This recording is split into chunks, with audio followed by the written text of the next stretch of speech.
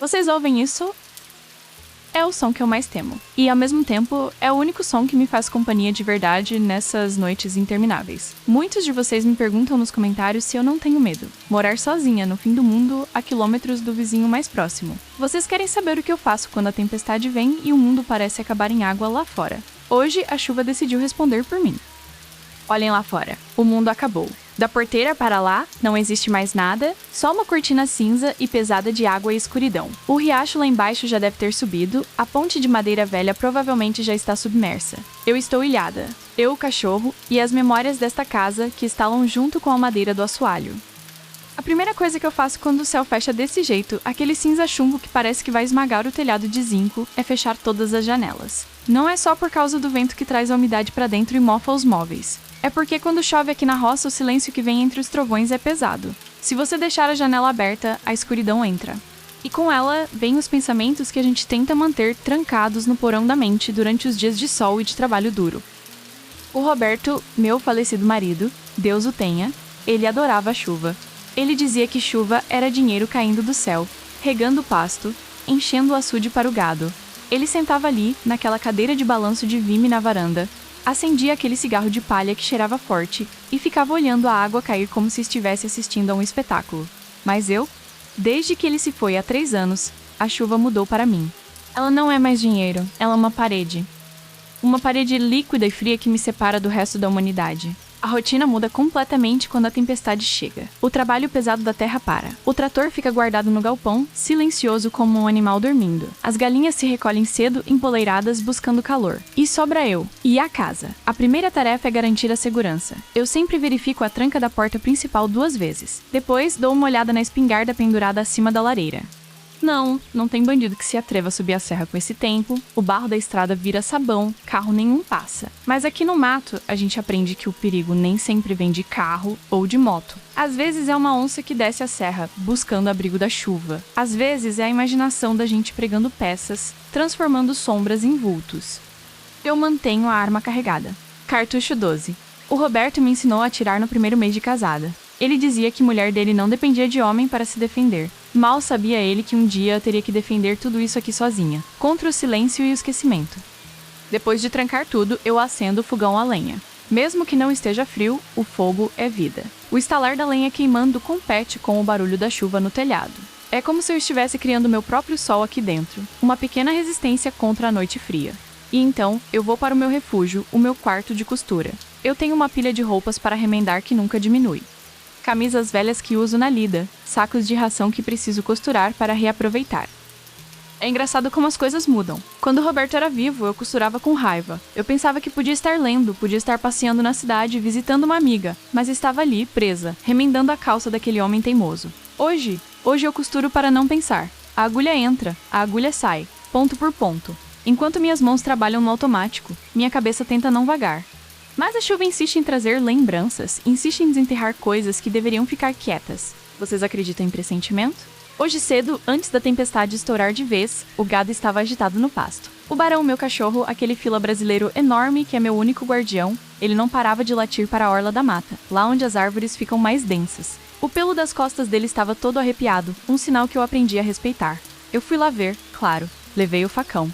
Mas não tinha nada visível. Só o vento balançando os eucaliptos. Mas o barão sentiu alguma coisa.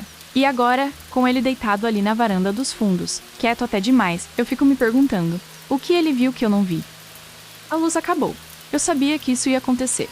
A rede elétrica aqui é precária, qualquer vento mais forte derruba um galho no fio lá na estrada principal. Agora somos só eu, o fogo do fogão e a minha lanterna velha. É nessa hora que a fazendeira forte, a viúva que carrega saco de milho nas costas, deixa de existir por um momento e vira apenas uma mulher numa casa grande demais, cheia de ecos. O silêncio dentro de casa, contrastando com o caos lá fora, é ensurdecedor. Eu pego minha lamparina querosene, aquela antiga que meu pai usava. Gosto do cheiro do querosene queimando, me lembra a infância.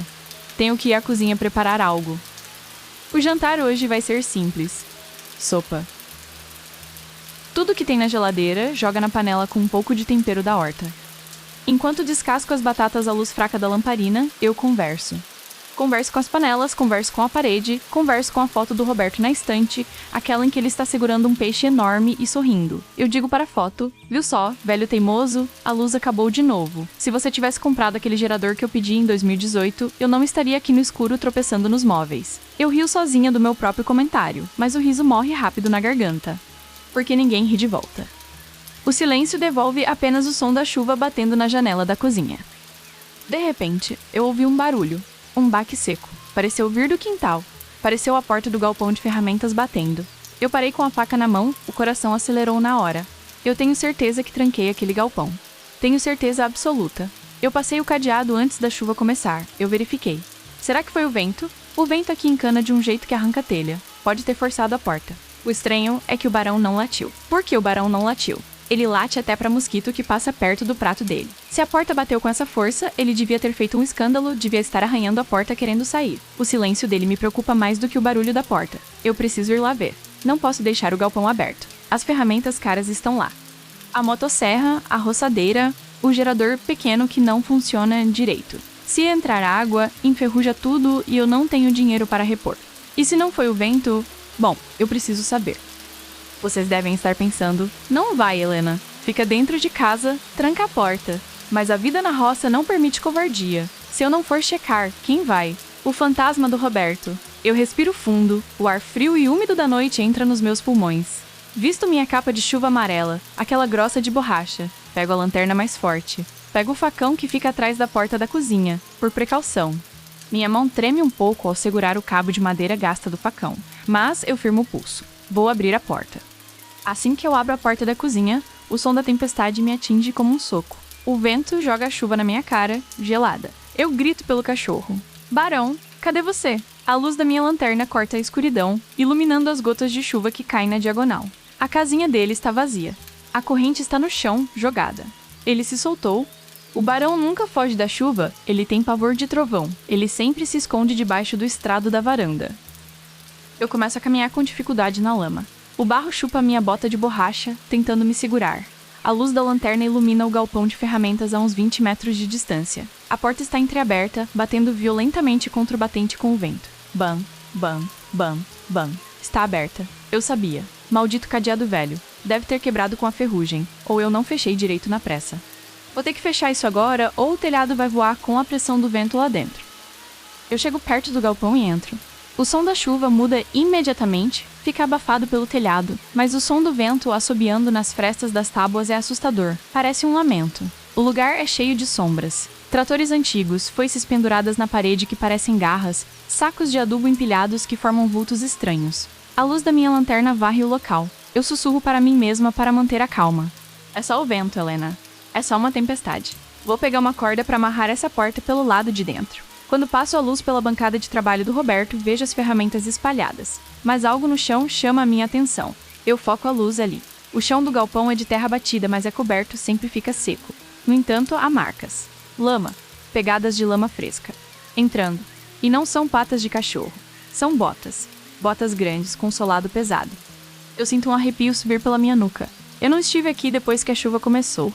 A última vez que entrei aqui foi de manhã. Essa lama está fresca, brilhando na luz da lanterna. Alguém entrou aqui.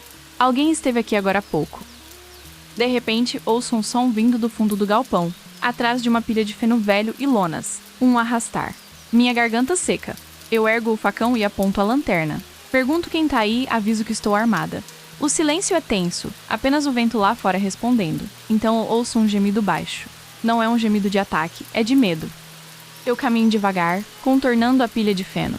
Lá está ele, o barão, encolhido, tremendo, com o rabo entre as pernas, os olhos arregalados refletindo a luz da lanterna. Ele não está machucado, graças a Deus, mas está aterrorizado. Ele não olha para mim. Ele olha para um canto escuro do galpão, onde eu guardo as caixas velhas da mudança. Coisas que nunca desfizemos desde que viemos para a fazenda há 30 anos. Ele está olhando fixamente para uma caixa específica, uma caixa de madeira escura, reforçada com metal, que pertencia ao avô do Roberto. O Roberto sempre me disse que aquela caixa tinha apenas papelada de terra velha, escrituras sem valor, documentos de cartório antigos. Ele me proibiu de mexer nela. Disse que dava má sorte, que papelada de morto a gente não revira. Eu respeitei. Mas agora, a tampa da caixa está aberta, arrombada. A fechadura foi forçada. Eu me aproximo. O barão gane baixinho. Eu ilumino o interior da caixa. Meu Deus. Isso não são escrituras. Não tem papel nenhum. A caixa está cheia de fotos. Dezenas de fotos antigas amareladas pelo tempo. E roupas. Roupas de criança. Um sapatinho de tricô azul, um macacãozinho. Nós nunca tivemos filhos. Eu não podia engravidar. Foi a grande tristeza da nossa vida. O motivo de tantas noites de choro silencioso. De quem são essas roupas? E por que o Roberto guardava isso escondido de mim aqui fora, no meio da bagunça e da poeira? Eu pego uma foto com a mão trêmula. A foto mostra o Roberto, muito mais jovem, talvez uns 20 anos atrás. Ele está sorrindo de um jeito que eu raramente via. Ele está segurando a mão de uma mulher que eu nunca vi na vida, uma mulher bonita de cabelos longos. E no colo dela, uma criança. Um menino que tem os olhos do Roberto. Eu sinto um frio na espinha que não vem da chuva. Vem de dentro da minha alma. 30 anos de casamento. 30 anos dividindo a cama, o pão e a vida com um homem. E agora, numa noite de tempestade, sozinha e vulnerável, eu descubro que dormia ao lado de um estranho. Que toda a nossa história tinha páginas arrancadas que ele escondeu nessa caixa suja. Mas a pergunta que não quer calar na minha cabeça agora não é sobre o passado. A dor da traição é aguda, mas o medo é maior. A caixa foi arrombada agora. A lama no chão está fresca. O barão está com medo de algo que saiu daqui, não de algo que está aqui. Quem abriu essa caixa hoje à noite? Quem sabia que ela estava aqui? Se eu estou sozinha na fazenda, isolada pela enchente, quem está andando na minha propriedade nessa tempestade, revirando os segredos do meu marido morto? Eu me levanto rápido, girando a lanterna para todos os lados, sentindo que estou sendo observada pelas frestas da madeira. Eu preciso voltar para casa. Agora. A casa é o único lugar seguro. Lá eu tenho a chave. Lá eu tenho mais munição. Eu chamo o barão, puxo ele pela coleira. Vamos, garoto. Vamos sair daqui. Nós corremos para a saída do galpão, enfrentando o vento que tenta nos empurrar de volta. Mas quando eu aponto a lanterna para o caminho de volta, para a casa que fica a poucos metros, eu paraliso. A porta da cozinha, aquela que eu deixei aberta na pressa para vir acudir o cachorro, ainda está aberta. Mas tem uma luz lá dentro. Não é a luz amarela e fraca do fogo do fogão que eu deixei aceso. É um facho de luz branca, forte, uma luz de lanterna. E ela está se movendo dentro da minha sala.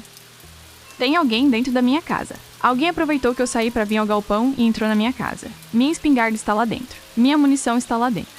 O telefone, que provavelmente não funciona, mas é minha única esperança, está lá dentro. Eu estou aqui fora, na chuva, com um facão velho e um cachorro apavorado, enquanto um estranho caminha pela minha sala, talvez olhando as minhas fotos, talvez esperando eu voltar. Eu apago a minha lanterna imediatamente. A escuridão me engole. Se ele olhar pela janela, não pode me ver. Eu seguro o barão perto de mim, tapando a boca dele para ele não ganir. Meu coração bate tão forte que parece um tambor no meu ouvido. Eu preciso pensar. Eu conheço essa fazenda. Eu conheço cada tábua solta, cada porta que rende. O invasor não conhece. Essa é a minha vantagem. Ele está na minha casa, mas eu sou a dona dessa terra. Eu me agacho na lama, observando a janela da sala. A luz lá dentro se move de um lado para o outro. Ele está procurando alguma coisa. Será que ele procura o que estava na caixa? Será que ele procura mais segredos do Roberto? Ou será que ele procura por mim? A chuva escorre pelo meu rosto, misturada com o suor frio do medo. Eu tenho duas opções. Correr para o mato e tentar me esconder até o amanhecer, rezando para não morrer de hipotermia ou ser pega por ele. Ou entrar lá, entrar na minha própria casa e tomar de volta o que é meu. Eu olho para o facão na minha mão. O metal brilha fraco com os relâmpagos. A fazendeira viúva não foge. Eu não fugi quando o banco quis tomar as terras. Eu não fugi quando a seca matou metade do rebanho. Eu não vou fugir agora. Eu vou entrar. Mas não pela porta da frente. A casa tem uma entrada antiga, pelo porão, que dá acesso à despensa. Uma portinhola de madeira que fica coberta por trepadeiras. O Roberto pregou aquela porta anos atrás. Mas a madeira está podre. Se eu fizer silêncio, talvez consiga entrar sem ele ouvir. Eu começo a rastejar pela lateral da casa, usando os arbustos como escudo. O barulho da chuva é meu aliado agora, abafando meus passos na lama. Eu chego à portinhola do porão. Minhas mãos tateiam a madeira molhada e viscosa. Eu puxo. Ela resiste. Puxo com mais força, sentindo a madeira ceder. Um rangido baixo, encoberto por um trovão oportuno. Eu deslizo para dentro do buraco escuro, cheirando a mofo e terra. O barão vem logo atrás de mim, silencioso como uma sombra. Estou embaixo da cozinha. Ouço os passos dele no assoalho acima da minha cabeça. Botas pesadas. Toque, toque, toque. Ele parou. Ele está bem em cima de onde eu estou. Ele caminha em direção ao corredor dos quartos. É a minha chance. Eu subo a escada estreita que dá na despensa. Empurro o alçapão devagar. A fresta de luz revela a cozinha vazia. A lanterna dele está iluminando o corredor agora. Eu saio do alçapão, com o facão firme na mão, o barão ao meu lado, os dentes à mostra agora, o medo dando lugar ao instinto de proteção. Eu vejo a silhueta dele no final do corredor. É um homem alto. Ele usa uma capa de chuva escura, com o capuz levantado. Ele está de costas para mim, olhando para a porta do meu quarto. Ele segura algo na mão que não é a lanterna. Parece uma outra caixa. Uma caixa pequena de metal. Eu dou um passo à frente. O assoalho range. Ele se vira rápido. A luz da lanterna dele cega os meus olhos. Eu não recuo. Eu grito com toda a força que tenho no pulmão, um grito que mistura pavor e fúria. E o barão avança, um vulto negro e furioso pulando em direção ao intruso. A luz da lanterna cai no chão, girando, criando um carrossel de sombras tontas nas paredes enquanto o caos se instala na minha casa. A luz da lanterna girava no chão, criando um carrossel tonto de sombras e luzes que batiam nas paredes e nos móveis. O barulho era ensurdecedor. O rosnado do barão, profundo e gutural, se misturava com os gritos do homem e o som de coisas quebrando.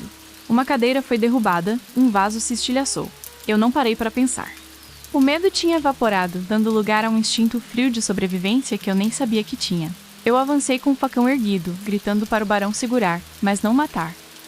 O homem estava no chão, tentando se proteger com os braços, enquanto o cachorro, pesado como um touro, mantinha as patas dianteiras sobre o peito dele, rosnando a centímetros do pescoço do invasor. A capa de chuva do homem estava rasgada no ombro, e eu vi o medo nos olhos dele quando a luz da lanterna caída iluminou seu rosto de baixo para cima. Ele não estava tentando me atacar, ele estava tentando fugir. Eu chutei a lanterna para o canto para que ela parasse de girar e apontei a lâmina do facão para o rosto dele. Gritei para ele não se mexer. A minha voz saiu rouca e irreconhecível. Ordenei ao barão que ficasse quieto, mas atento. O cachorro obedeceu, recuando um passo, mas mantendo os dentes à mostra, o corpo tenso como uma corda de violino prestes a arrebentar. O homem no chão respirava com dificuldade, o peito subindo e descendo rápido. Ele levantou as mãos, palmas abertas, em sinal de rendição.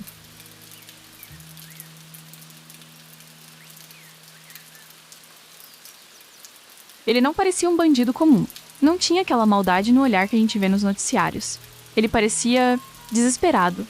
Ele era jovem, devia ter pouco mais de 20 anos. Estava ensopado, tremendo de frio e de pavor. A capa de chuva escura escondia suas roupas, mas pude ver que usava botas de trabalho, gastas e sujas da mesma lama que eu vi no galpão. Perguntei quem ele era e o que queria na minha casa. Minha mão segurava o facão com tanta força que meus dedos doíam. Ele gaguejou, a voz trêmula. Disse que não queria machucar ninguém. Disse que só veio buscar o que era dele por direito. Aquilo me confundiu. O que na minha casa poderia ser dele? Eu moro aqui há 30 anos. Tudo aqui foi construído com o suor do meu rosto e do Roberto.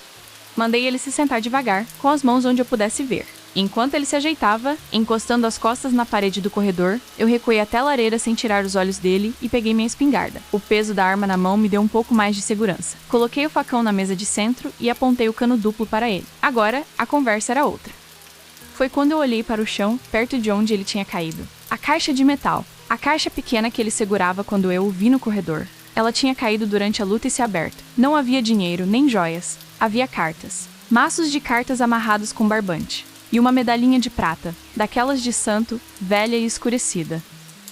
Ordenei que ele tirasse o capuz. Ele obedeceu devagar, puxando o tecido molhado para trás. Quando o rosto dele foi totalmente revelado pela luz da minha lanterna, eu senti o chão desaparecer debaixo dos meus pés. A espingarda quase escorregou da minha mão suada. Eu conhecia aquele rosto. Não o dele, exatamente, mas os traços. Aquele queixo quadrado. Aquele jeito de franzir a testa. E principalmente os olhos. Eram os olhos do Roberto. Eram os olhos do homem com quem eu fui casada a vida inteira. Fiquei muda. O som da chuva lá fora parecia ter diminuído, ou talvez eu tivesse ficado surda momentaneamente pelo choque. Ele me olhou e eu vi que ele sabia que eu tinha percebido. Ele baixou os olhos, envergonhado. Ele disse num sussurro que cortou o silêncio da sala, que o nome dele era Lucas, e que ele era filho do Roberto. Eu me sentei na poltrona mais próxima porque minhas pernas falharam. A arma descansou no meu colo. Filho. O Roberto tinha um filho. As roupas de criança no galpão, as fotos escondidas, a mulher misteriosa ao lado dele naquela imagem antiga, tudo se encaixava numa verdade dolorosa e brutal. Enquanto eu cuidava da fazenda, enquanto eu remendava as camisas dele, enquanto eu chorava por não poder dar a ele um herdeiro, ele tinha uma vida paralela. Ou pelo menos, um passado que ele manteve vivo nas sombras. Lucas começou a falar, atropelando as palavras, como se precisasse justificar sua invasão antes que eu decidisse atirar. Ele disse que a mãe dele tinha morrido semana passada. Disse que, no leito de morte, ela contou a verdade sobre quem era o pai dele. Ela entregou a ele uma chave e disse que havia uma herança, algo que o Roberto tinha guardado para ele caso algo acontecesse. A chave daquela caixa no galpão. A chave daquela caixa de metal que estava agora espalhada no meu tapete.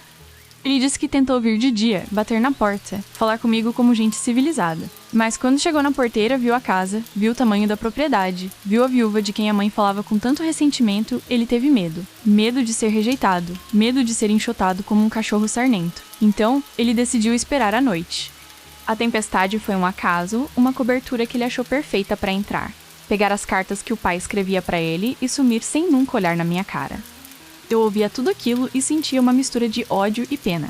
Ódio do Roberto, por ter mentido pra mim todos esses dias, todos esses anos. Por ter me feito de tola.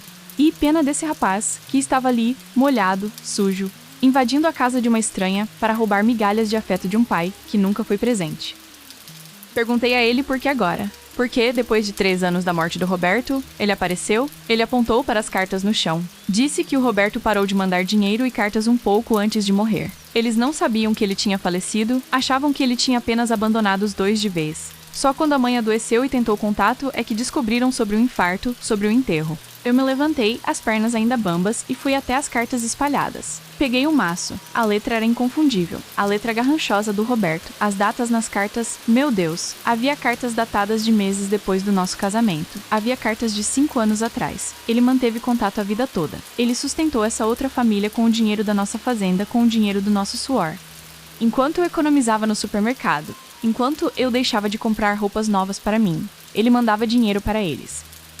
A raiva subiu quente pelo meu pescoço. Eu queria expulsar aquele rapaz. Queria gritar para ele sumir da minha frente. Queria jogar aquelas cartas na lareira e ver cada palavra de traição virar cinza. Mas então, o barão, que até agora estava em alerta, se aproximou do Lucas. O cachorro cheirou a mão do rapaz. E, em vez de rosnar, ele choramingou baixinho e lambeu os dedos do invasor. O barão reconheceu o cheiro. Talvez o Roberto tivesse o cheiro desse filho impregnado nas roupas quando voltava das viagens de negócios que fazia à cidade. Ou talvez o sangue falasse mais alto até para o faro de um animal. Aquilo me desarmou. O cachorro aceitou o que eu estava tentando negar. Aquele rapaz era sangue do meu marido. Era o filho que eu nunca tive. Era a prova viva da traição. Mas também era a única parte do Roberto que ainda estava viva. Eu olhei para Lucas. Ele estava tremendo de frio. A tempestade lá fora tinha piorado. Trovões faziam as janelas vibrarem. Eu não podia jogar um ser humano na chuva, nem mesmo o filho da amante do meu marido. Respirei fundo, engolindo o orgulho e a mágoa. Abaixei a espingarda e a coloquei de volta sobre a lareira. Falei para ele se levantar. Disse que não ia chamar a polícia, não hoje à noite. As estradas estavam fechadas. Ninguém entrava e ninguém saía. Ele era meu prisioneiro, querendo ou não, até a chuva passar. Mandei ele ir para o banheiro, se secar. Disse que havia roupas velhas do Roberto no armário do quarto de hóspedes, roupas que eu não tive coragem de doar. O olhar dele quando eu ofereci as roupas do pai foi de uma gratidão que me machucou. Ele parecia uma criança perdida. Enquanto ele tomava banho, eu fiquei na sala, sozinha novamente. A casa parecia diferente agora. As paredes não guardavam mais apenas as minhas memórias, elas guardavam mentiras. Eu olhei para a foto do Roberto na estante. A vontade de quebrá-la foi imensa, mas eu me contive. Eu peguei as cartas do chão, uma por uma, e as coloquei sobre a mesa. Eu precisava ler. Eu precisava saber quem era o homem com quem eu vivi. Eu precisava saber o tamanho da sombra que pairava sobre a minha vida. Preparei um café forte. O cheiro invadiu a casa, mascarando o cheiro de mofo e chuva. Quando Lucas voltou para a sala, vestindo uma camisa xadrez que ficava grande nele, a mesma camisa que o Roberto usava nos domingos, foi como ver um fantasma. Ele se sentou na ponta do sofá, encolhido. Eu servi uma xícara para ele e uma para mim. Ficamos em silêncio por um longo tempo, ouvindo apenas a chuva castigando o telhado, até que eu fiz a pergunta que mudaria o rumo daquela noite. Perguntei o que a mãe dele tinha dito sobre mim. Lucas hesitou, segurando a xícara com as 2 mãos para aquecê-las. Ele me olhou nos olhos e disse que a mãe dele sempre me descreveu como a vilã. A mulher rica e egoísta que prendeu o Roberto na fazenda, que não dava o divórcio, que impedia ele de ser feliz com a verdadeira família dele. Eu soltei uma risada amarga, seca. Vilã. Eu que trabalhei de sol a sol ao lado dele. Eu que cuidei dele quando ficou doente. O Roberto mentiu para os 2 lados. Para mim, ele era o marido fiel. Para ela, ele era a vítima de um casamento infeliz. Ele construiu um muro de mentiras para se proteger. E agora nós dois, a viúva e o bastardo, estávamos sentados nos escombros desse muro. Mas havia algo mais. Lucas colocou a mão no bolso e tirou um papel dobrado, protegido por um plástico. Não era uma carta de amor. Era um documento. Parecia um mapa. Ele disse que, junto com as cartas, a mãe dele guardava aquilo. Ela disse que era o seguro de vida deles. Que se um dia faltasse dinheiro, era para o Lucas vir até a fazenda e procurar o lugar marcado no mapa. Eu peguei o papel. Meus olhos já estavam cansados. A luz da lanterna era fraca, mas eu conhecia cada palmo daquelas terras. O desenho era tosco, feito à mão pelo Roberto. Mostrava a sede da fazenda, o riacho, a mata fechada. E um X marcado numa área que nós chamávamos de Grota da Onça. Um lugar de difícil acesso, cheio de pedras e buracos, onde nem o gado gostava de ir. O que o Roberto teria escondido na Grota da Onça? Dinheiro? Ouro? Ou algo pior? Lucas me olhou com expectativa. Ele achava que era uma herança. Mas eu, conhecendo o Roberto agora melhor do que antes, sentia um pressentimento ruim. O Roberto não era homem de guardar tesouros. Ele era homem de enterrar problemas. Eu disse a Lucas que a grota era perigosa, que com essa chuva o terreno estaria instável, com risco de deslizamento. Mas ele insistiu. Disse que precisava saber. Disse que a vida dele dependia do que quer que estivesse lá, pois ele estava devendo dinheiro a gente perigosa na cidade. Dívidas que contraiu tentando pagar o tratamento da mãe. Aquilo mudou tudo. Ele não veio só por sentimentalismo. Ele veio por necessidade. Ele estava acuado. E agora eu tinha um homem desesperado dentro da minha casa e um mistério enterrado nas minhas terras. Olhei para o relógio na parede. Eram 3 da manhã. A chuva não dava trégua, mas a curiosidade e a adrenalina eram mais fortes que o cansaço. Eu disse a ele que não iríamos agora, que esperaríamos a primeira luz do dia, mas que, se ele quisesse chegar à Grota da Onça vivo, ele precisaria de mim. Ele precisaria da vilã.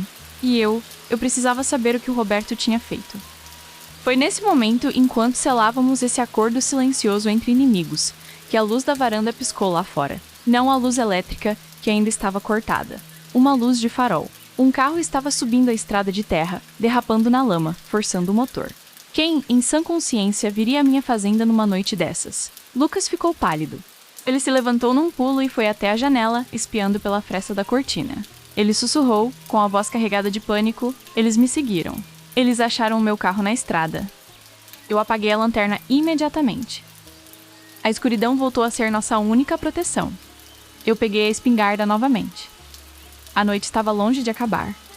E agora, a tempestade lá fora era o menor dos meus problemas. Eu apaguei a lanterna imediatamente. A escuridão voltou a ser nossa única proteção, densa e pesada como o ar que antecede um temporal. O facho dos faróis do carro varreu a sala através da janela, projetando a sombra das grades no chão e nas paredes, como se a minha própria casa tivesse se transformado numa prisão. Lucas estava paralisado, encostado na parede, a respiração curta e audível. Eu segurei o braço dele com força e o puxei para longe da janela, para o corredor escuro onde a luz de fora não nos alcançava. Perguntei quantos eram. Ele sussurrou que eram 2, talvez 3. Cobradores de agiota. Gente que não conversa, gente que quebra ossos primeiro e pergunta depois. Ele estava devendo alto, uma quantia que nem vendendo aquele carro velho pagaria. O medo dele era palpável, cheirava suor frio e desespero. Mas o meu medo era diferente. O meu medo tinha virado uma raiva fria. Ninguém entra na minha fazenda sem ser convidado. Ninguém ameaça a minha paz dentro da minha própria casa. Empurrei Lucas em direção à cozinha. Mandei ele entrar no alçapão da despensa, aquele mesmo por onde eu tinha entrado. Disse para ele ficar quieto lá embaixo, junto com as batatas e as cebolas, e segurar o focinho do barão se o cachorro tentasse latir. Ele hesitou, queria ficar, queria ajudar, mas eu fui firme. Disse que ele só ia atrapalhar. Ele não conhecia a casa, não sabia atirar e estava tremendo igual vara verde. Essa briga era minha. Assim que fechei o alçapão sobre a cabeça dele, cobrindo com um tapete velho, ouvi a batida na porta da frente. Não foi uma batida educada, foi um chute. A madeira maciça da porta gemeu, mas aguentou. O Roberto tinha mandado fazer aquela porta de peroba rosa, madeira de lei, coisa que não se acha mais hoje em dia. Mais um chute. E vozes. Vozes grossas, gritando para abrir. Eu me posicionei no corredor, protegida pela quina da parede. Apontei a espingarda para o meio da porta. Gritei para irem embora. Gritei que estava armada e que a polícia já estava a caminho. Era mentira, claro. O telefone estava mudo e o sinal de celular não pegava ali nem com tempo bom, quem dirá naquela tempestade. Mas eles não precisavam saber disso. Uma risada veio lá de fora. Uma risada debochada que me fez gelar o sangue. O homem gritou que sabia que não tinha polícia nenhuma. Disse que sabia que a viúva estava sozinha. E que se eu não entregasse o moleque e o mapa, eles iam entrar e queimar tudo. Comigo dentro. O mapa. Eles sabiam do mapa. Aquilo me atingiu como um raio. O Lucas não me contou tudo. Aqueles homens não eram apenas agiotas cobrando uma dívida de jogo ou de empréstimo. Eles sabiam do segredo do Roberto. A trama era muito maior e mais suja do que eu imaginava. O que diabos o meu marido tinha enterrado na Grota da Onça, que valia a vida de uma família inteira? O vidro da janela da sala estilhaçou. Uma pedra, ou talvez o cabo de uma arma, quebrou a vidraça. O vento e a chuva invadiram a sala, trazendo o barulho da tempestade para dentro com violência total. Vi um braço entrando pela janela quebrada, tentando alcançar a tranca. Não pensei duas vezes. Apertei o gatilho. O estampido do tiro de calibre 12 dentro de casa foi ensurdecedor. Meus ouvidos zumbiram. A madeira da janela explodiu em lascas, mas eu mirei alto propositalmente. Eu não queria matar, não ainda. Eu queria mostrar que não era uma velhinha indefesa. Houve um grito de susto lá fora e xingamentos. O braço recolheu rápido. Eles recuaram para trás do carro, protegidos pelos faróis altos que me cegavam. Agora era guerra. Eles iam revidar. Eu tinha 2 cartuchos na arma e mais uma caixa no quarto. Mas eu não podia ficar ali sitiada. Eles podiam rodear a casa, podiam tacar fogo, podiam esperar minha munição acabar. Eu precisava sair. Eu precisava levar a vantagem para o meu terreno. O mato, a escuridão, o barro. Lá fora eu conhecia cada buraco, cada raiz de árvore. Eles eram da cidade. Dava para ver pelos sapatos que o Lucas escreveu. Na lama eles seriam lentos. Corri para a cozinha, arranquei o tapete e abri o alçapão. Mandei o Lucas subir rápido. O barão veio junto, rosnando baixo, sentindo a tensão no ar. Disse para o Lucas que íamos sair pelos fundos, que íamos para a Grota da Onça. Se eles queriam um mapa, era para lá que eles iriam se não nos achassem em casa. E se o tal tesouro existisse, talvez fosse a nossa única moeda de troca, ou a nossa única arma. Saímos pela porta da cozinha, aquela mesma que eu tinha deixado aberta antes. A chuva nos atingiu imediatamente, encharcando minhas roupas em segundos. O frio era cortante, mas a adrenalina mantinha meu corpo quente. Apaguei a lanterna. Não podíamos ter luz. A luz seria um alvo nas minhas costas. Teríamos que andar no escuro, guiados apenas pelos relâmpagos e pela minha memória. Eu segurei o braço do Lucas e o guiei para a esquerda, contornando o galpão de ferramentas, longe da luz dos faróis do carro estacionado na frente. O barulho da chuva abafava nossos passos, o que era bom, mas também abafava os passos deles. A gente não saberia se eles estivessem vindo atrás até que fosse tarde demais. Entramos na trilha que leva para o passo de cima. O barro estava na altura do tornozelo. Era difícil caminhar. Eu escorreguei 2 vezes, mas me apoiei na cerca de arame farpado. Lucas caiu, soltou um gemido, mas se levantou rápido. O barão ia na frente, parando a cada 10 metros para farejar o ar, nossas orelhas e olhos na escuridão. Quando chegamos no topo do morro, olhei para trás. A minha casa, o meu lar de 30 anos, estava lá embaixo, pequena. Vi lanternas se movendo ao redor dela. Eles estavam invadindo. Vi a luz das lanternas entrando pela janela quebrada, varrendo a sala onde eu fui feliz, onde eu chorei a morte do meu marido. A raiva apertou meu peito, mas eu engoli o choro. Agora não era hora de luto. Era hora de sobrevivência. A Grota da Onça ficava a uns 2 quilômetros dali, numa baixada de mata fechada, onde o riacho fazia uma curva fechada e perigosa. O terreno lá era traiçoeiro, cheio de pedras soltas e buracos escondidos pela vegetação. O Roberto sempre dizia para eu não ir lá sozinha. Lugar de cobra, ele falava. Agora nós estávamos correndo direto para a Cova das Cobras. Caminhamos por o que pareceu 1 hora. A chuva não dava trégua. O vento açoitava as copas das árvores, fazendo galhos caírem ao nosso redor. Lucas estava exausto. Ele não tinha o preparo físico da roça. Ele ofegava, tropeçava, segurava no meu ombro. Num momento de pausa, encostados numa árvore grossa para recuperar o fôlego, ele me perguntou se eu achava que o pai dele tinha deixado dinheiro lá. Eu olhei para ele, mal conseguindo ver seu rosto na escuridão. Respondi que dinheiro não se enterra em lugar úmido. Papel apodrece. O que quer que estivesse lá era algo que o Roberto queria que ficasse enterrado para sempre, ou algo que ele guardou como último recurso. E o fato daqueles homens estarem dispostos a matar por isso me dizia que não era pouca coisa. O barão latiu, um latido seco e curto. Ele estava olhando para trás, para a trilha de onde viemos. Eu olhei. Lá embaixo, longe, vi feixes de luz dançando entre as árvores. Lanternas. Eles acharam o nosso rastro. A lama. Claro. Deixamos pegadas profundas na lama mole. Eles estavam seguindo a gente. E estavam rápidos. Puxei Lucas pelo braço. Não podíamos mais parar. Descemos a ribanceira em direção à mata fechada. O chão mudou de pasto para serrapilheira e pedras. Ficou mais escorregadio. A vegetação batia no rosto, espinhos rasgavam a roupa. Mas precisávamos chegar na grota antes deles. Eu precisava pegar o que estava lá. Ou pelo menos me esconder nas cavernas de pedra que existiam na encosta. Chegamos à beira do riacho. Ele estava furioso, transbordando, uma massa negra de água barrenta rugindo como um monstro. A ponte de madeira que dava acesso ao outro lado, onde ficava a entrada da grota, tinha sido levada pela enchente. Não havia ponte. Apenas os tocos de madeira arrancados nas margens. Lucas entrou em pânico. Ele gritava que não sabia nadar, que íamos morrer ali, encurralados entre o rio e os assassinos. Eu mandei ele calar a boca. O rio estava violento, mas eu conhecia um val, uma parte mais rasa onde as pedras formavam uma passagem, um pouco mais acima. Arrastando-o, subimos a margem, lutando contra a vegetação. Achamos as pedras. A água passava por cima delas, forte, batendo na cintura. Eu fui na frente, testando o chão com um galho que peguei. A correnteza tentava me derrubar a cada passo. A água gelada parecia facas na pele. Lucas veio atrás, segurando na minha jaqueta com força mortal. O barão nadava ao lado, forte, a cabeça fora d'água, lutando bravamente. No meio do rio, um relâmpago iluminou o céu, transformando a noite em dia por um segundo. E nesse segundo, eu vi. Na margem de onde viemos, 3 homens parados. Eles nos viram. Um deles levantou o braço. Vi o brilho de metal. "Mergulha!" Eu gritei e empurrei a cabeça do Lucas para dentro da água barrenta.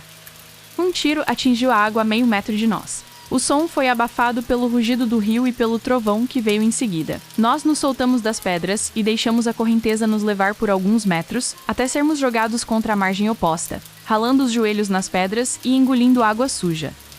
Saímos da água tossindo, nos arrastando para o meio das samambaias altas. Eles estavam atirando para matar. Não havia mais negociação. Eles não queriam o Lucas vivo. Eles queriam o que estava no mapa. E nós éramos apenas obstáculos. Rastejamos até a entrada da Grota da Onça.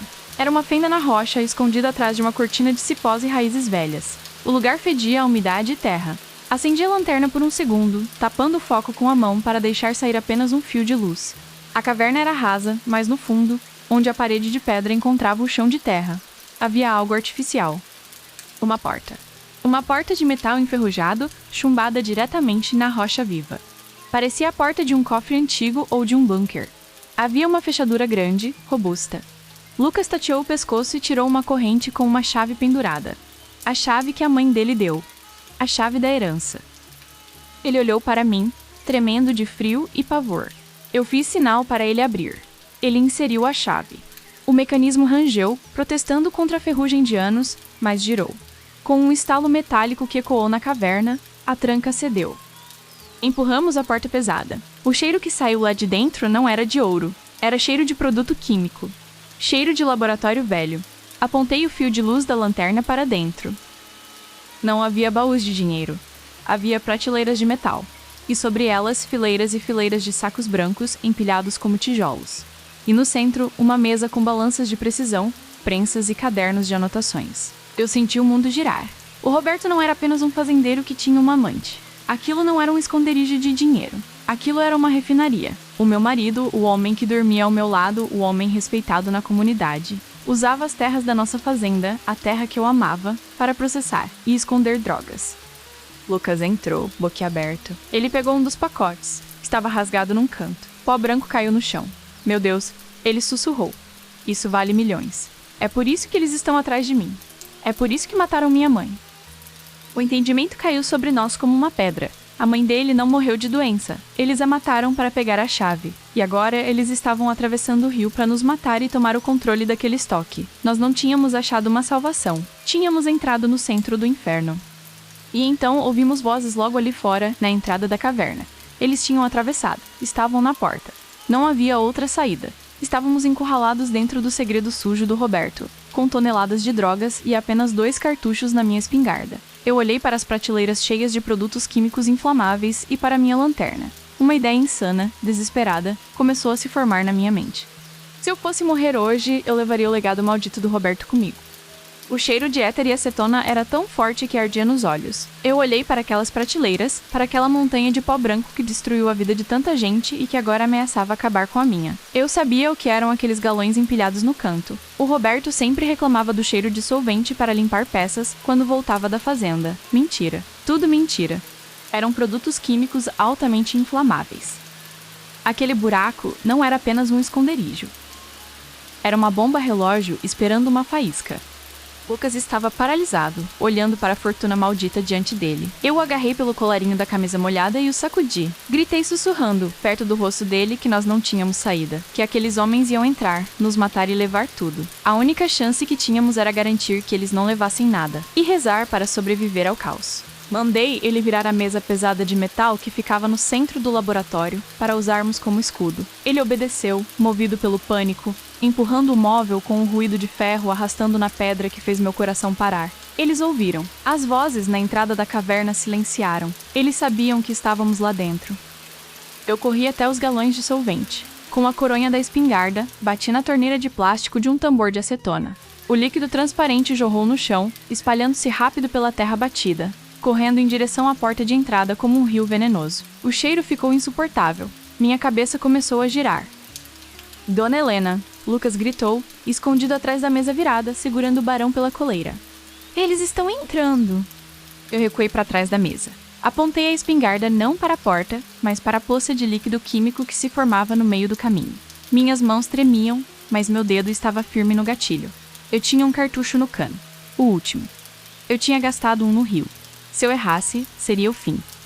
A porta de metal, que tínhamos deixado entreaberta, foi chutada com violência.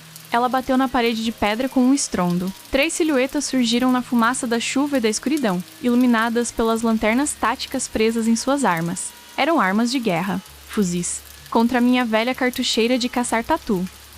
O homem da frente, o líder, entrou devagar. Ele era enorme, careca, com uma cicatriz feia que descia da testa até o queixo. Ele sorriu quando viu as prateleiras cheias de droga. O brilho da ganância nos olhos dele era mais forte que a luz da lanterna. Ele nem olhou para mim no início. Ele olhou para o produto. O velho Roberto era um gênio, ele disse, a voz rouca ecoando na caverna. Olha só isso. Aposentadoria garantida, rapazes. Então ele baixou o facho de luz e me encontrou. Eu estava agachado atrás da mesa de metal, com apenas o cano da arma e meus olhos visíveis.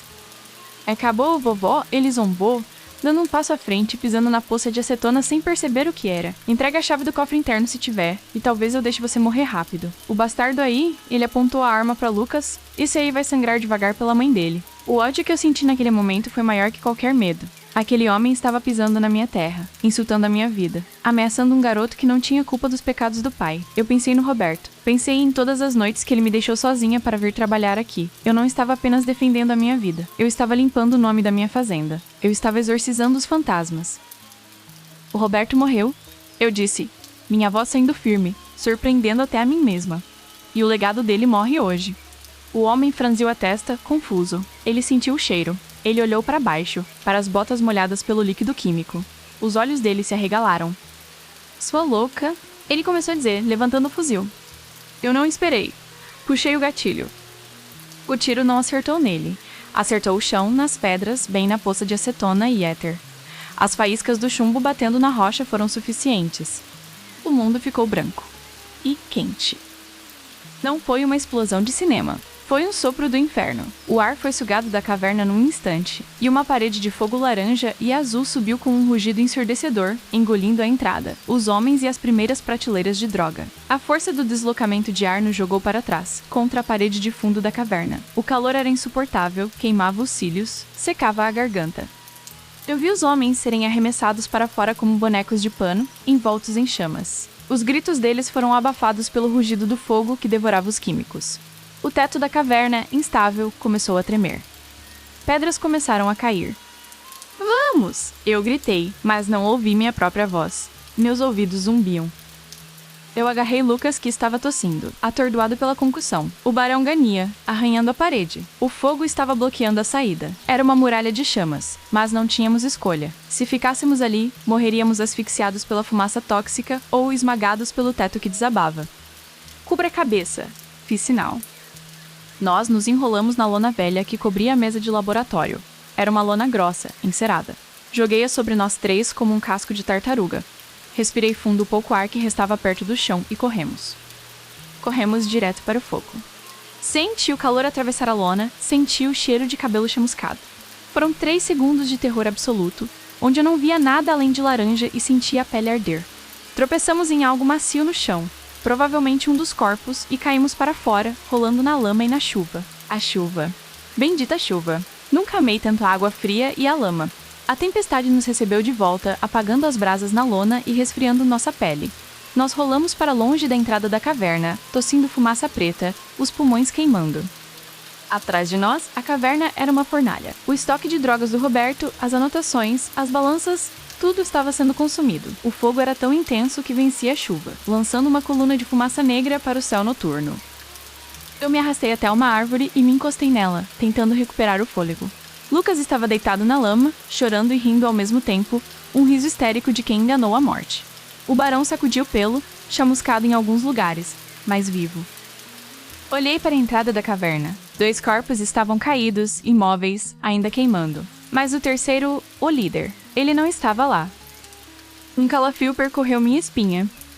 Eu forcei meus olhos a varrerem a escuridão ao redor, iluminada agora pelo clarão do incêndio. Foi quando eu vi, a uns 10 metros de nós, arrastando-se pela margem do rio, estava ele, o gigante careca. Ele estava em péssimo estado. As roupas queimadas, a pele vermelha e em carne viva em vários lugares. Ele tinha perdido o fuzil na explosão, mas na mão direita ele segurava uma pistola. E ele estava olhando para nós. O rosto dele não era mais humano. Era uma máscara de ódio puro e dor. Ele se levantou, cambaleando. Ele não queria fugir. Ele não queria se salvar. Ele queria vingança. Ele levantou a pistola, tremendo, mirando na direção do Lucas, que ainda estava no chão, alheio ao perigo. Lucas! Eu tentei gritar, mas minha voz falhou, a garganta destruída pela fumaça. Eu tentei levantar minha espingarda, mas estava vazia. Eu tinha usado o último cartucho para iniciar o fogo. Eu estava desarmada. O facão tinha ficado dentro da caverna ou caído no rio. Eu não tinha nada. Apenas minhas mãos velhas e cansadas. O homem puxou o cão da arma. Eu ouvi o clique metálico mesmo com o barulho da chuva e do fogo. Foi nesse instante que um vulto saiu da mata, atrás dele. Não era uma pessoa. Era grande, silencioso e letal. Eu tinha esquecido o motivo pelo qual aquela região se chamava Grota da Onça. Eu tinha esquecido que, no início da noite, eu disse que o perigo no mato nem sempre vem de carro. O animal saltou das sombras. Uma onça pintada, magra, faminta, talvez assustada pelo fogo e encurralada pela enchente. Viu naquele homem ferido uma presa ou uma ameaça. O ataque foi rápido demais para acompanhar. Um borrão de manchas e garras. O homem gritou, um som horrível que se misturou com o rugido do felino. O tiro saiu, mas foi para o alto, perdido na copa das árvores. O corpo dele foi derrubado na margem do rio, e a luta foi breve. A natureza cobrou seu preço. O homem rolou para dentro da água barrenta e furiosa do rio, debatendo-se contra as garras e a correnteza, e desapareceu na escuridão líquida. A onça parou na margem. Ela olhou para o rio, depois virou a cabeça enorme e amarela na nossa direção. Seus olhos brilharam refletindo o fogo da caverna. Eu congelei. O barão ao meu lado não latiu. Ele abaixou a cabeça, em sinal de submissão ou respeito. O felino nos encarou por um longo segundo. Talvez ela soubesse que não éramos ameaça. Talvez o cheiro de fumaça e produtos químicos fosse repugnante para ela. Ela bufou, virou as costas e desapareceu na mata fechada, tão silenciosa quanto chegou. Eu soltei o ar que nem sabia que estava prendendo. Meu corpo inteiro tremeu e cedeu. Eu escorreguei pela árvore até sentar na lama. Acabou. Lucas sussurrou, levantando a cabeça, olhando para o rio onde o homem sumiu. Sim! Tinha acabado. O segredo do Roberto estava virando cinzas. Os homens que vieram nos matar estavam mortos ou levados pelas águas. A tempestade ainda caía sobre nós, lavando o sangue, o suor e a fuligem. Mas a noite ainda não tinha terminado. Precisávamos voltar para casa. Precisávamos atravessar o rio de volta, sem ponte, exaustos e feridos. E eu precisava encarar o amanhecer de uma nova vida. Uma vida onde eu não era mais a viúva de um fazendeiro respeitável, mas a sobrevivente de uma mentira criminosa. Levantei-me com dificuldade. A dor nas juntas gritava, mas eu me sentia estranhamente leve. O peso de 30 anos de segredos tinha sido queimado naquela caverna. Vem, garoto, estendi a mão para Lucas. Vamos para casa. Tenho café quente e roupas secas. E acho que temos muito o que conversar. Começamos a caminhada de volta sob a chuva que agora parecia mais calma, quase como uma bênção, limpando a terra de toda aquela sujeira. O sol logo nasceria. E eu tinha a sensação de que quando ele surgisse, a fazendeira viúva seria uma mulher completamente diferente. A volta para casa foi mais difícil do que a fuga. A adrenalina tinha baixado, deixando no lugar uma exaustão que pesava nos ossos como chumbo. Caminhamos em silêncio pela mata, guiados apenas pelos relâmpagos que ficavam cada vez mais espaçados, sinal de que a tempestade, assim como a nossa batalha, estava chegando ao fim. Eu apoiava Lucas, que mancava de torcer o pé na descida, e ele me segurava quando minhas pernas velhas ameaçavam falhar na lama. Éramos 2 estranhos unidos pelo sangue e pela pólvora, arrastando-nos para fora do inferno. Quando avistei a silhueta da casa lá no alto, senti uma vontade incontrolável de chorar. Ela estava lá, ferida, com a janela quebrada, a porta dos fundos escancarada, cercada de lama, mas estava de pé. Minha fortaleza. O barão correu na frente, subindo os degraus da varanda e se sacudindo, espalhando água para todo lado, como se quisesse tirar a sujeira daquela noite maldita do corpo. Entramos na cozinha. O relógio na parede tic-taqueava calmamente, marcando 4:30 da manhã, indiferente ao caos que tínhamos vivido. A primeira coisa que fiz foi trancar a porta. Passei a chave, passei o ferrolho, encostei uma cadeira. Sei que não adiantava muito se alguém quisesse mesmo entrar, mas aquele gesto era necessário para minha sanidade. Eu precisava sentir que o meu mundo estava fechado de novo. Lucas desabou numa cadeira, sujo de fuligem, com cheiro de fumaça e mata molhada. Eu olhei para ele. Ele olhou para mim. E, pela primeira vez na noite, sorrimos. Um sorriso fraco, trêmulo, mas verdadeiro. Estávamos vivos. Eu não deixei o cansaço nos vencer. Mandei ele tirar aquelas roupas imundas e se limpar. Eu fui para o meu quarto. No espelho, vi uma mulher que eu mal reconhecia. Meu rosto estava manchado de preto. Meu cabelo grisalho estava colado na testa. Havia um corte na minha bochecha que eu nem lembrava como fiz. Mas os olhos estavam vivos. Não eram mais os olhos da viúva solitária que costurava para passar o tempo. Eram os olhos de uma sobrevivente. Tomei um banho rápido, gelado, porque a energia ainda não tinha voltado. A água fria lavou a fuligem e pareceu acordar minha alma. Vesti roupas limpas, penteei o cabelo. Quando voltei para a sala, a luz do dia começava a querer romper o cinza lá fora. O temporal tinha virado uma garoa fina e silenciosa. Lucas estava na sala, varrendo os cacos de vidro da janela quebrada. Ele tinha improvisado um papelão para tapar o buraco e impedir que o vento entrasse. Ver aquele rapaz, filho da traição do meu marido, cuidando da minha casa com tanto zelo, fez meu coração apertar de um jeito diferente. Não era mais raiva. Era algo próximo de compaixão. Talvez até de esperança. Preparei café. O cheiro do café fresco, coado na hora, tomou conta da casa, expulsando o cheiro de mofo e medo. Sentamos à mesa da cozinha, com as canecas fumegantes entre as mãos. Ficamos olhando para o maço de cartas e o mapa que ainda estavam sobre a mesa. As únicas coisas que sobraram do segredo do Roberto. O laboratório tinha virado cinzas. As drogas, o dinheiro sujo, as provas do crime, tudo tinha sido consumido pelo fogo que eu provoquei. A polícia viria, com certeza. Alguém veria a fumaça, ou encontraria os restos do carro dos bandidos na estrada. Mas o que eles encontrariam na caverna seria apenas escombros irreconhecíveis. Olhei para Lucas e disse o que faríamos. A história seria simples.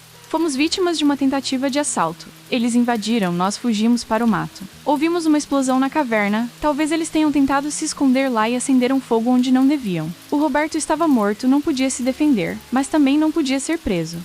Manchar o nome dele agora, revelar que ele era um traficante, só traria vergonha para mim e perigo para o Lucas. O segredo morreria com o fogo. A fazenda continuaria sendo apenas uma fazenda. Lucas concordou com a cabeça. Ele parecia aliviado. Perguntei a ele o que ele faria agora. Ele não tinha mais casa, a mãe tinha morrido. Os cobradores estavam mortos, mas ele não tinha para onde ir. Ele baixou os olhos, envergonhado, e disse que ia dar um jeito. Que ia para a cidade, tentar arrumar um emprego, sumir no mundo.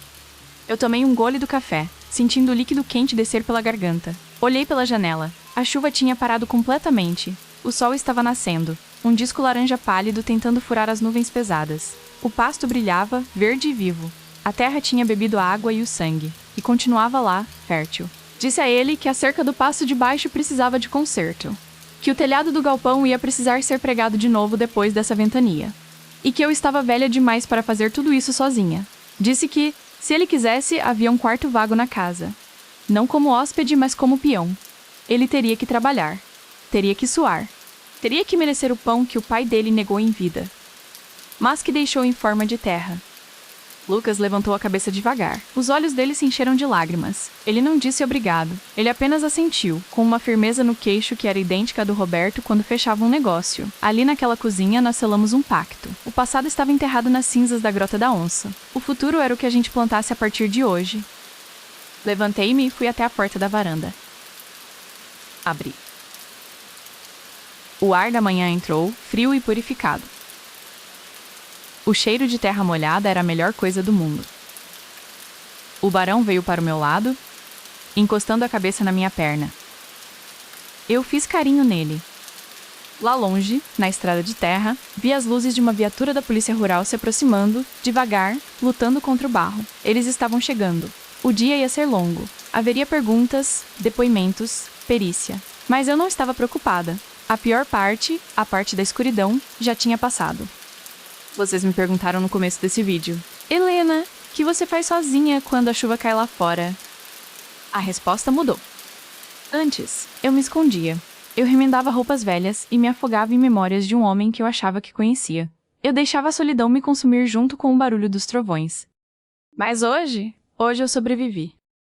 A chuva veio e lavou tudo. Lavou as mentiras, lavou a dor do luto. Ela trouxe à tona a podridão que estava escondida, sim, mas também trouxe a verdade. E a verdade, meus amigos, por mais dura que seja, liberta.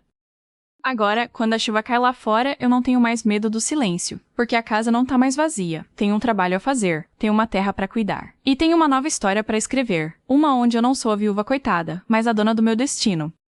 A tempestade passou, o sol saiu. E eu estou pronta para a lida.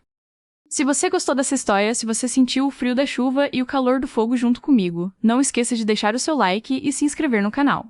Aqui na roça, a vida é dura, mas ela ensina que depois de toda a tempestade, por mais terrível que seja, a terra sempre brota de novo. Fiquem com Deus. E até a próxima chuva!